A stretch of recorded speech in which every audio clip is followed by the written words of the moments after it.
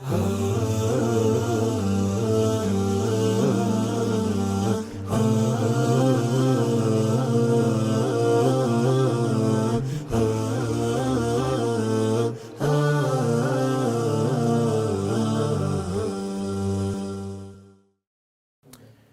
لله رب العالمين والصلاة والسلام على سيد الأنبياء والمرسلين وعلى آله وصحبه وتابعين وبعد.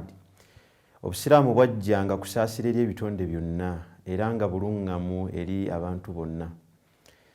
Mukama Katonda yatenda obubaka bwa Nabbi we Muhammad sallallahu alaihi wasallama n'agamba nti wama arsalnaka illa rahmatan lil alamin. Tetwakutuma amakulu gwe Nabbi Muhammad wabula ng'oli kyakusaasira eri ebitonde byonna. Ne Nabbi kennyini yeeyogerako n'agamba nti inni lam ub'athu la'anan wa innama bu'ithtu rahma. Nze saatumwa kubeera saabakolimi wabula natumwa nga ndi kyakusaasira. Eddiini y'Obusiraamu nnyangu nnyo obwangu obutaliimu bukendeevu yadde. Gwe tolabanga teyakkata ku bantu mateeka mazito yadde ebiragiro ebikakali. Obwangu buno butegeeza kugonza mu nkolagana n'okwanguyiriza mu kussa mu nkola n'obugabi obutaliiko kkomo yadde akakwakkulizo ka mpankuwe. Obwangu bw'Obusiraamu bugazi nnyo, waliwo obwo obubeera eri omusiraamu ate waliwo n'obudde eri atali musiraamu. Mu biraga obwangu eri omusiraamu mwe muli okumwanguyiriza amateeka era nga kino kimukumaakuma okugateeka mu nkola. Katonda agamba nti yuridu Allahu bikumul yusra wala yuridu bikumul usr. Katonda abaagaliza bwangu era tabaagaliza buzito. Era n'ayongera n'agamba awalala nti yuridu Allahu an yukhaffifa ankum. Katonda ayagala abawulireko amakulu obuzito mu mateeka. So nga ne Nabbi sallallahu alaihi wasallam naye yagamba nti inna ad-diina yusrun. Mazima eddiini nnyangu. Obusiraamu buvumirira omuntu eyeekaluubiriza era bumutiisa nti wakuzikirira. Wulira Nabbi bwe yagamba nti halaka almutanatti'un, bazikiridde abo abeekaluubiriza. Obusiraamu bwangu bwa kussa mu nkola era ekyo kyeyolefu mu kusaala, ezzaka, okusiiba, hijja, enkolagana n'ebintu ebirala. Obusiraamu bulerera abantu baabo ku kwanguyiriza n'okwagaliza abantu bonna ebirungi. Okujjawo okukozesa ekifuba wakati waabwe ne wakati waabo abatali basiraamu abatalwanyisa busiraamu. Era ne mu bimu ku biraga obwangu eri atali musiraamu kwe kubeera nti obusiraamu buwa ebbeetu eri buli muntu mu nzikiriza ye n'atakakibwa kusiramuka. Mukama Katonda agamba nti la ikraha fi ddiini, tewali kuwaliriza muntu amakulu kumuyingiza lwa mpaka mu ddiini. Mulimu okuziyiza okukola obulumbaganyi kw'atali musiraamu ku ye ng'omuntu mu ddiini ye, emmaali ye oba ekitiibwa kye. Mulimu okulagira okulongoosa eri atali musiraamu atamanyikiddwako bulumbaganyi eri basiraamu oba okubakosa. Katonda agamba la yanhaakumullahu anil ladhina lam yuqatilukum fi ddin wa lam yukhrijukum min diyarikum an tabarruhum wa tuqsitu ilayhim inna Allaha yuhibbul muqsitin.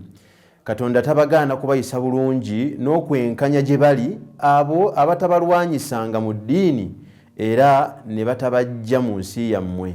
Mazima Katonda ayagala benkanya. Nabwe kityo okubeera abenkanya mu kukolagana nabo nakyo kimu ku bintu Obusiraamu bwe butukubiriza okubeera nti tukola. Nga Katonda bw'agamba nti ya ayyuhalladhina amanu kunu qawwamina lillahi shuhadaa bilqisti wala yajrimannakum shana'anu qaumin ala alla ta'dilu i'dilu huwa aqrabu littaqwa wattaqullaha inna Allaha khabirun bima ta'malun. Abange mmwe abakkiriza muyimirirengawo ku lwa Katonda nga muli abajuliza abenkanya. Temukkiriza bukyayi n'obulabe abantu bye balinako okubajja ku kwenkanya. Mumubeere benkanya, ekyo kye kisinga okuba okumpi n'okutya Katonda. Era mutye Katonda, mazima Katonda amanyi nnyo byonna bye mukola. Kyokka ng'ate era ne mu byongera okulaga obulungi bw'Obusiraamu kwe kuba nti Obusiraamu bulagira ebintu bino wammanga. Si bye byokka wabula tumenyawo bumenye ebitonotono. Era ne mu byongera okulaga obulungi bw'Obusiraamu kwe kuba nti obusiraamu bulagira ebintu bingi nga bino byemu ku byo. Ekisookera ddala obusiraamu bulagira okulongoosa wakati w'abasowaganye. Katonda agamba nti wa aslihu dhata bainikum, mulongoose wakati wammwe. Ekyokubiri, obusiraamu bulagira okwaniriza abantu n'akamwenyumwenyu. Omubaka wa Allah yagamba nti tabassumuka fi wajhi akhika sadaqa, okumwenyera munno obeeranga asaddaase. Obusiraamu bulagira okulamusa n'essalaamu n'okwogera ebigambo ebirungi nga Katonda bw'atugamba nti waqulu linnasi husna, abantu era mubagambe ebintu ebirungi. Ekyokuna, okubeera ab'omukwana abalungi era abeesimbu. Ekyokutaano, obusiraamu bulagira okubeera abangu mu kusuubulagana. Obusiraamu bulagira okuwuliziganya obulungi mu kukubaganya ebirowoozo yadde eri oyo gw'oyawukanye naye. Kale nno ebyo bimu ku birungi obusiraamu bye bulina era bimu ku biraga obwangu bw'obusiraamu. Obusiraamu ddiini nnyangu wabula bwanguwa nnyo singa tubeera tugisomye. Mbakubiriza nange tubeere abantu abafaayo ennyo okuyiga eddiini busiraamu, ejja kutwanguyira era kijja kwagazisa n'abo abatanagiyingira okubeera nti ebanguyira okuyingira. Assalamu alaikum.